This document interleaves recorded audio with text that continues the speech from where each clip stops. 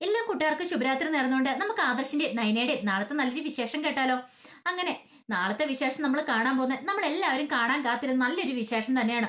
നല്ല എട്ടിന്റെ പണി തന്നെ നയന അനാമികയ്ക്ക് കൊടുക്കുന്നുണ്ട്. അവളുടെ അഹങ്കാരത്തിന് കിട്ടിയ ഏറ്റവും വലിയൊരു തിരിച്ചടിയായിരുന്നത്. ഇന്നത്തെ വിശേഷത്തില് വെറുതെ ഇരുന്ന നയനെ ചൊറിയാൻ വേണ്ടിയിട്ട് അനാമിക ചെല്ലുവാണ്. അങ്ങനെ ചൊറിഞ്ഞിട്ടുണ്ടെങ്കിൽ നയനെ വെറുതെ വിടുവോ? നയന നന്നായിട്ടൊന്ന് മാന്തി വിടുന്നുണ്ട് അനാമികയെ. കാരണം വെറുതെ ഇരുന്ന് നയനയുടെ അടുത്ത് എന്നിട്ട് ഓരോന്നൊക്കെ പറഞ്ഞ് അവളെ പ്രകോപിപ്പിക്കാനായിട്ട് ശ്രമിച്ചു. നയനയ്ക്ക് സഹിക്കാൻ പറ്റുന്ന കാര്യമാണോ?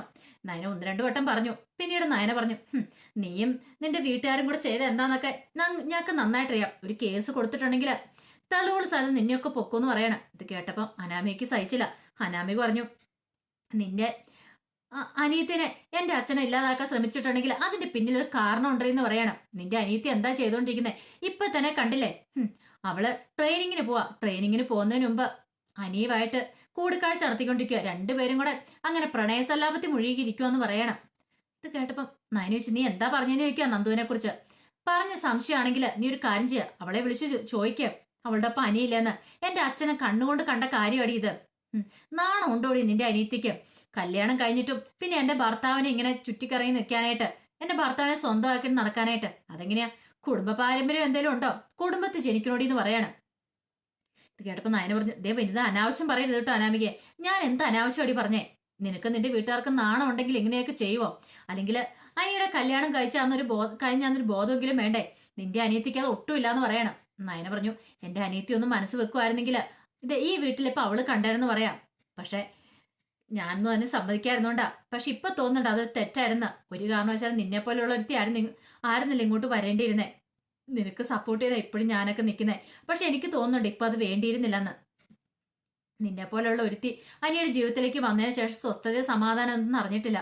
ഇന്നല്ലെങ്കിൽ നാളെ എല്ലാം നേരെയാവുന്നുള്ള വിചാരത്തിരിക്കുന്ന സമയത്താണ് നീ ഇങ്ങനെ കുന്നായ്മത്തരമായിട്ട് ഇറങ്ങി തിരിച്ചിരിക്കുന്നത്. ഇടി, സ്വന്തം ഭർത്താവിനെ വഴുതിക്ക് കൊണ്ടുവരാനായിട്ട് ശ്രമിക്കണം, അല്ലാതെ കുറ്റം പറഞ്ഞുകൊണ്ടിരുന്നിട്ട് കാര്യമില്ലെന്ന് പറയണം.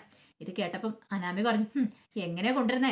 നിന്റെ അനിയത്തി നിന്റെ വീട്ടുകാരും കൂടെ എന്തോ കൂടാത്രം ചെയ്ത് വെച്ചിരിക്കുവല്ലേന്ന് ചോദിക്കാം. അതെങ്ങനെയാ? പറഞ്ഞിട്ടൊന്നും ഒരു കാര്യമില്ല. നിന്റെ അച്ഛനും അമ്മയും തന്നെയാടി എല്ലാത്തിനും മുന്നിട്ടിറങ്ങിയിരിക്കുന്നേ. ഒരുപക്ഷെ നിന്റെ അനിയത്തെയും കൂടെ ഇങ്ങോട്ട് കൂട്ടിക്കൊണ്ട് വരാനായിട്ട് അവര് കച്ച കെട്ടി മോളെ ഒരുക്കി കെട്ടി വിടുന്നതായിരിക്കും. നിന്റെ വീട്ടുകാരുടെ പാരമ്പര്യം അതാണല്ലോ എന്നൊക്കെ പറയണം. ദേ അനാമികെ, വെറുതെ അനാവശ്യം പറഞ്ഞാണ്ടല്ലോ. അനാവശ്യം പറഞ്ഞാൽ നീ എന്ത് ചെയ്യൂടി? എനിക്കിപ്പോ സംശയമുണ്ട്. നീ നിന്റെ അച്ഛന്റെ മോള് തന്നെയാണെന്ന്. നിന്റെ അമ്മയോട് ചോദിച്ചാൽ അറിയാം നിന്റെ യഥാർത്ഥമുള്ള അച്ഛൻ ആരാന്ന്.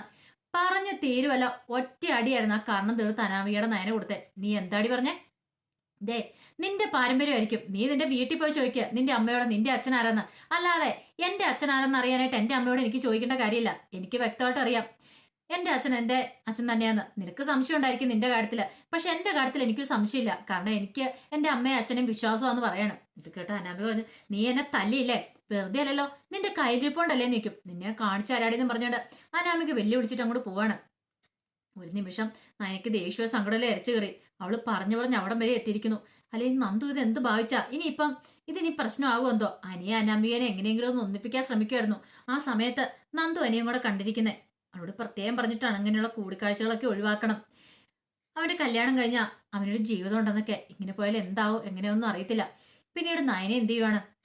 നേരെ മുറിയിലേക്ക് ചെല്ലുവാണ്. നോക്കിയപ്പോ ദേവേനെ അവിടെയും കണ്ടില്ല. അപ്പൊ അടുക്കളയിൽ നിൽക്കുന്നുണ്ട്. പെട്ടെന്ന് തന്നെ ദേവേന്റെ അടുത്തേക്ക് ചെല്ലുവാണ്. ഈ സമയം അനാമിക എന്ത് ചെയ്യുവാണ്? അനാമിക ആരുടെ ഒരു വാക്ക് പോലും പറയാതെ അനാമിക നേരെ വീട്ടിലേക്ക് ഇറങ്ങി പുറപ്പെടുവാണ്. അങ്ങനെ അടുക്കളയിലേക്ക് ചെന്നപ്പോ ദേവേനി, ചെന്താ മോളെ, എന്തെങ്കിലും പ്രശ്നമുണ്ടോ നിൽക്കും. അത് പിന്നെ അനാമികയുടെ കർണത്തിലിട്ട് ഒന്ന് പൊട്ടിച്ചമ്മയെന്ന് പറയണേ. കർണത്തിലിട്ട് പൊട്ടിച്ച എന്തിനാ? പിന്നെ കാര്യങ്ങളൊക്കെ പറയണം. ആണോ? രണ്ടെണ്ണം കൂടെ അവൾക്കിട്ട് വെച്ച് കൊടുക്കാൻ വരാനും ദേവേനെ ചോദിക്കാം. അവൾക്ക് ഇത്തിരി അഹങ്കാരം കൂടുതലുണ്ടെന്ന് പറയാം. ഞാൻ സഹി ഇട്ട് കഴിഞ്ഞപ്പോ ചെയ്ത അമ്മേ, അങ്ങനെ ചെയ്യണമെന്ന് വിചാരിച്ചാൻ ഇരുന്നല്ല. പക്ഷെ അവളുടെ വായിന്ന് വീണ വൃത്തികെട്ട വാക്കുകൾ കേൾക്കുമ്പോ ആർക്കും സഹിക്കാൻ പറ്റുന്ന കാര്യമല്ലെന്ന് പറയാം. ദേവേനെ പറഞ്ഞു, മോള് വിഷമിക്കൊന്നും വേണ്ടാന്ന് പറയണം. സാരമില്ല, ഞാൻ അവനെ ഉപദേശിച്ച് നേരെയാക്കാൻ നോക്കിയതാ. പക്ഷെ എനിക്കറിയത്തില്ലമ്മ എന്ത് ചെയ്യണമെന്ന്. ഇങ്ങനെ പോയിട്ടുണ്ടെങ്കിൽ നന്ദു അനിയും തമ്മിൽ ഇനി ഒന്നിക്കുമോന്ന് പോലും എനിക്കറിയില്ല. അനിയുടെ മനസ്സിൽ ഇപ്പോഴും നന്ദു തന്നെയാ. അതിന് ഉദാഹരണമല്ലേ കണ്ടത്. ഇത് കേട്ടതും ദേവേനി പറഞ്ഞു, ഇനിയിപ്പൊ അതിനെക്കുറിച്ചൊന്നും പറഞ്ഞിട്ട് കാര്യമില്ല. തൽക്കാലത്തേക്ക് ഇനിയിപ്പൊ അനിയെ ഉപദേശിച്ചും കാര്യമില്ല എന്ന് മനസ്സിലായി. വരുന്നിടത്ത് വെച്ച് കാണാം. അല്ല, അനാമിയെ ഇങ്ങനെ തുടങ്ങിയിട്ടുണ്ട്, എന്ത് ചെയ്യാനാ? അവള് വേണ്ടേ അനിയെ പറഞ്ഞ് ബോധ്യപ്പെടുത്തി കാര്യങ്ങളൊക്കെ മനസ്സിലാക്കി തന്നോടൊപ്പം ചേർത്ത് നിർത്താനായിട്ട്. അതെങ്ങനെയാ? അനിയെ കണ്ണെടുത്ത് അവൾക്ക് കണ്ടുകൂടാ. അവൾക്ക് ഇതിലൊന്നും ഒരു ശ്രദ്ധയില്ലെന്ന് പറയണം. പെട്ടെന്ന് നയന പറഞ്ഞു, അവൾക്ക് ഇതിലൊന്നും ഒരു കാര്യമില്ലമ്മേ. അവൾക്ക് വേറെ പലതിലോ, അവൾക്ക് ഇവിടുത്തെ സ്വത്തിനോടും പണത്തിനോടും മോഹം എനിക്ക് പലവട്ടം തോന്നിയിട്ടുണ്ട്. അനിയെ അവൾക്ക് വേണ്ട, പക്ഷേങ്കിൽ ഇവിടുത്തെ പദവി പത്രാസും ഒക്കെ അവൾക്ക് വേണമെന്ന് പറയണം. അങ്ങനെ അവർ സംസാരിച്ചുകൊണ്ടിരിക്കുന്ന സമയത്ത് ആദർശം വന്നേ. പെട്ടെന്ന് ദേവേനും നയനയും കൂടെ സംസാര വിഷയം അങ്ങോട്ട് മാറ്റുവാണ്. ശത്രുക്കളെ പോലെ പെരുമാറുവാണ്. ആദർശിന് മനസ്സിലായി താൻ വന്നു കഴിഞ്ഞപ്പോൾ തന്നെ അവര് പ്ലേറ്റ് മാറ്റിയതെന്നുള്ള കാര്യം. ആദർശ് പെട്ടെന്ന് ചോദിച്ചാൽ, എന്താ രണ്ടുപേരും കൂടെ ഇവിടെ സംസാരം എന്ന് ചോദിക്കാം. പെട്ടെന്ന് ദേവേനി പറഞ്ഞു, അത് പിന്നെ ഇവൾ ആ അനാമയുടെ കർണത്തടിച്ചു. അതെന്തിനാന്ന് ഞാൻ ചോദിച്ചാന്ന് പറയണേ. അനാമയുടെ കർണത്തടിച്ചോ? എന്താ നയനെ നീ കാണിച്ചെന്നൊക്കെ ചോദിക്കുകയാണ്. പിന്നീട് നടന്ന കാര്യങ്ങളൊക്കെ പറയാണ്. എല്ലാം കേട്ട് കഴിഞ്ഞപ്പോഴത്തേനും ആദർശ് പറഞ്ഞു, നിന്റെ കയ്യിലെ കുറ്റം നയനെന്ന് പറയാണ്. എന്റെ കയ്യിലോ? അതെ. നന്ദു അനിയും തമ്മിൽ ഇഷ്ടത്തിലാന്ന് പറഞ്ഞ അവസാന നിമിഷം ഞാൻ അവസാന നിമിഷമല്ലേ അറിഞ്ഞേ. ആ നിമിഷം നിന്റെ അടുത്തേക്ക് വന്നതല്ലേ അവരെ രണ്ടുപേരും ഒന്നിപ്പിക്കാന്ന് പറഞ്ഞ. പക്ഷെ നീ എന്താ പറഞ്ഞേ? വേണ്ട ആദർശേട്ടാ, അവൾ ഇങ്ങോട്ട് കൂട്ടിക്കൊണ്ട് വരണ്ടെന്ന്. എന്നിട്ട് ഇപ്പൊ എന്തായി കാര്യങ്ങളൊക്കെ?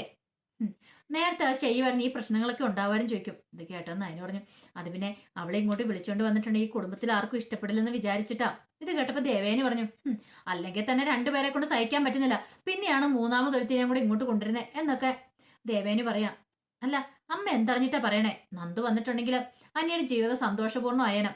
ഈ അനാമിക വന്നതിന് ശേഷം ഇത്രയും നാളായി ഒരു ദിവസമെങ്കിലും എനിക്കൊരു സന്തോഷം ഉണ്ടായിട്ടുണ്ട് അവന്റെ ജീവിതത്തിൽ. അവൻ സന്തോഷത്തോടെ എവിടെയെങ്കിലും ഇരിക്കുന്ന കണ്ടിട്ടുണ്ടോ? ഇല്ല. എങ്ങനെ എവിടെയെങ്കിലും ഇരിക്കുന്ന കണ്ടിട്ടുണ്ടെങ്കിൽ അത് അനാമിക ഈ വീട്ടിൽ നിന്ന് പോയ ശേഷമാണ്. അനാമി അവളുടെ വീട്ടിലേക്ക് പോയിട്ടുണ്ടെങ്കിൽ മാത്രം അനിയുടെ മുഖത്തൊരു സന്തോഷം കാണത്തുള്ളൂ. അനാമിയോടെ ഉണ്ടെങ്കിൽ അവന്റെ മുഖത്തൊരു സന്തോഷം ഇല്ലെന്ന് പറയണം. ഇത് കേട്ടപ്പം നയന പറഞ്ഞു, ആദർശേട്ടാ അങ്ങനെ പറഞ്ഞിട്ട് കാര്യമില്ല, അവരുടെ ജീവിതമാണ്, അവരെ രണ്ടുപേരെ ഒന്നിപ്പിക്കണം എന്ന് പറയാം. ആഗ്രഹം ഇല്ലാഞ്ഞിട്ടാണോ നയനെ? നമ്മൾ പറഞ്ഞു കൊടുക്കാഞ്ഞിട്ടല്ല, അത് അവർ രണ്ടുപേരും ചെയ്യേണ്ട കാര്യമല്ലേ, രണ്ടുപേരും ഉൾക്കൊള്ളേണ്ട കാര്യമാണ്. അതിപ്പോ നമ്മൾ എത്ര ഉന്തി മരം കയറ്റിയാലും കൈ വിട്ട് കഴിയുമ്പോൾ താഴേക്ക് പോകും. നീ ഈ കാര്യത്തിൽ കൂടുതൽ ടെൻഷൻ അടിക്കേണ്ട കാര്യമൊന്നുമില്ല. പിന്നെ അവൾക്കിട്ട് രണ്ട് തല്ല് കിട്ടി കൊടുത്തിട്ടുണ്ടെങ്കിൽ അത് കിട്ടാണ്ട് തന്നെ ഒന്ന് കൂട്ടിയാൽ മതി എന്ന് പറയാം.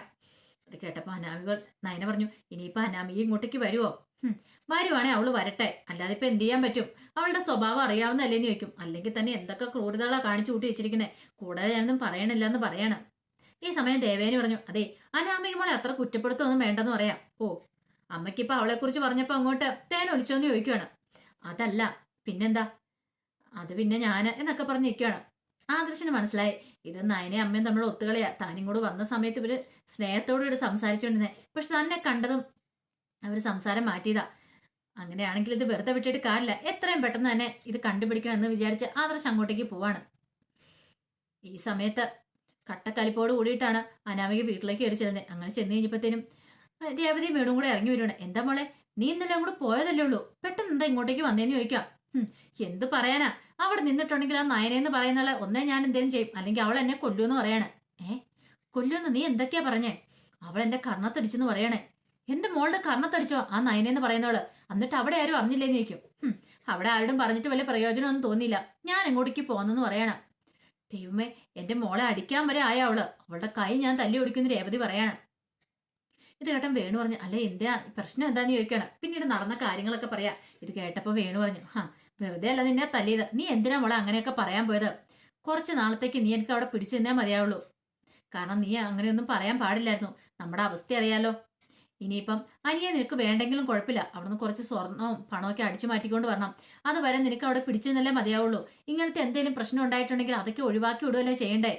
കുറച്ച് കണ്ടില്ല കേട്ടില്ല സഹിച്ച് ക്ഷമിച്ചൊക്കെ നീ അവിടെ തുടരണം, എങ്കിൽ മാത്രമേ നമ്മൾ ഉദ്ദേശിച്ച പോലെയൊക്കെ കാര്യങ്ങൾ മുന്നോട്ട് പോകുള്ളൂ പറയാം.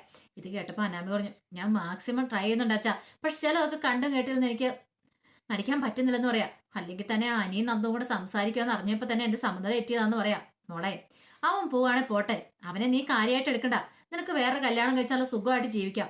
പക്ഷെ അവന്റെ സ്വത്തും പണവും നമുക്ക് വേണം. കുറച്ചൊക്കെ ഊറ്റിയെടുക്കാതെ അവനെങ്ങനെ വെറുതെ വിട്ടിട്ട് കാര്യമുണ്ടോ? ഇല്ലല്ലോ. അതാ ഞാൻ പറഞ്ഞെന്ന് പറയാം. അനാമി പറഞ്ഞു, അത് ശരിയൊക്കെ തന്നെ അച്ഛാ, പക്ഷെ എങ്കിൽ എനിക്ക് എന്ത് ചെയ്യണമെന്ന് അറിയില്ല എന്ന് പറയാം. തൽക്കാലത്തേക്ക് എന്റെ മോളും കൂടി ചെല്ല്, ബാക്കി കാര്യങ്ങൾ ഞാൻ ഡീൽ ചെയ്തോളാം. എന്റെ മോളുടെ കർണത്ത് അവളെ അടിച്ചിട്ടുണ്ടെങ്കിൽ അവളെ കൊണ്ട് മാപ്പ് അറിയിക്കുന്ന കാര്യം ഞാൻ ഏറ്റെന്ന് പറയണം. ഇത് കേട്ടപ്പോ അനാമി പറഞ്ഞു, അതൊക്കെ നടക്കുന്ന കാര്യമാണോ? ഞാൻ നടത്തിക്കോളാം, മോള് പോയിക്കോ, ഞാൻ അങ്ങോട്ട് വന്നോളാന്ന് പറയണം. അവിടുത്തെ കിളവനും കിളവിയുണ്ടല്ലോ കാര്യങ്ങളൊക്കെ തീരുമാനിക്കുന്നേ, അവരെ ഞാനിന്ന് കാണട്ടെ എന്ന് പറയണം. രണ്ടിലും തീരുമാനിക്കണമല്ലോ എന്നൊക്കെ പറയാം. ഈ സമയത്ത് അനി ഇതൊന്നും അറിഞ്ഞിട്ടുണ്ടായിരുന്നില്ല. അനി എങ്ങനെ എന്ത് ചെയ്യാണ്, വീട്ടിലേക്ക് കയറി വരുവാണ്. വീട്ടിലേക്ക് കയറി വരുമ്പോഴത്തേനും ആദർശ് അങ്ങോട്ടേക്ക് ചെന്നു. ആദർശ് എന്നിട്ട് നീ എവിടെ പോയതാ അനിന്ന് ചോദിക്കണം. ഞാൻ പുറത്തു വരെ പോയതാ. എന്നിട്ടോ? പുറത്ത് ഫ്രണ്ട്സിനെ കണ്ടു മടങ്ങിയെന്ന് പറയണം. അല്ല നീ നന്ദുവിനെ കണ്ടോന്ന് ചോദിക്കും. കണ്ടു, അവള് ട്രെയിനിങ്ങിന് പോയല്ലേ, അപ്പൊ അവളെ കണ്ട് ഒന്ന് ബെസ്റ്റ് വിഷസ് ഒക്കെ പറയാൻ വേണ്ടി പോയതാന്ന് പറയണം. ഇത് കേട്ടുകൊണ്ട് വന്ന് നയന പറഞ്ഞു, എന്തിനാണ് നീ വെറുതെ പ്രശ്നം ഉണ്ടാക്കുന്നേ? ഇതിന്റെ പേരിൽ എന്തൊക്കെ പ്രശ്നമായെന്ന് അറിയാമെന്ന് ചോദിക്കും. എന്താ അടുത്തി, എന്തേലും പ്രശ്നം ഉണ്ടായെന്ന് ചോദിക്കും. പിന്നീട് നടന്ന കാര്യങ്ങളൊക്കെ പറയാണ്. ഇത് കേട്ടപ്പോ അനി പറഞ്ഞു, അടുത്തി അവൾക്ക് ഭ്രാന്ത, രണ്ടെണ്ണോട് ഇട്ട് കൊടുക്കാൻ വരായിരുന്നോ? ഞാനെങ്ങാനും ഉണ്ടായിരിക്കണം എങ്കിൽ അവൾക്കിട്ട് 4 എണ്ണം ഇട്ട് കൊടുത്താനെന്ന് പറയാണ്. വേണ്ട നീ വെറുതെ എന്തിനാ, നിങ്ങൾ തമ്മിൽ ഒന്നിച്ച് ജീവിക്കുന്നതാണ് ഞങ്ങൾ ആഗ്രഹിക്കുന്നു പറയാ. അതിനി ഏട്ടത്തി വെള്ളം കോരണ്ട, അതും കൂടെ വാങ്ങി വെച്ചാൽ മതി എന്ന് പറയാണ്. കാരണം ഇനി അത് നടക്കാൻ പോകുന്ന കാര്യമില്ല. അവളെ പോലെ പെണ്ണിനെ എനിക്ക് ഒരിക്കലും ഉൾക്കൊള്ളാൻ സാധിക്കില്ലെന്നും പറഞ്ഞുകൊണ്ട് അവനെ കൂടെ കയറി പോയി കഴിഞ്ഞപ്പോൾ എന്ത് ചെയ്യണമെന്ന് അറിയില്ലാതെ നയന നിൽക്കുക. അപ്പൊ അതിന്റെ വിശേഷങ്ങളൊക്കെ നാളെ കാണാൻ പോകുന്നത്. ആ വിശേഷങ്ങളൊക്കെ നമുക്ക് എല്ലാവർക്കും കാത്തിരിക്കാം കേട്ടോ. അതിനും ആദ്യമായി കാണുന്നവരാണെങ്കിൽ ചാനൽ ഇഷ്ടപ്പെട്ട ഒന്ന് സബ്സ്ക്രൈബ് ചെയ്യാൻ മറക്കരുത്. വീഡിയോ ഇഷ്ടപ്പെടുക ലൈക്ക് ചെയ്യാനും കമന്റ് ചെയ്യാനും മറക്കരുത് കേട്ടോ. ഒരിക്കൽ കൂടി എല്ലാവർക്കും ശുഭരാത്രി നേർന്നുകൊണ്ട് നിർത്തുന്നു.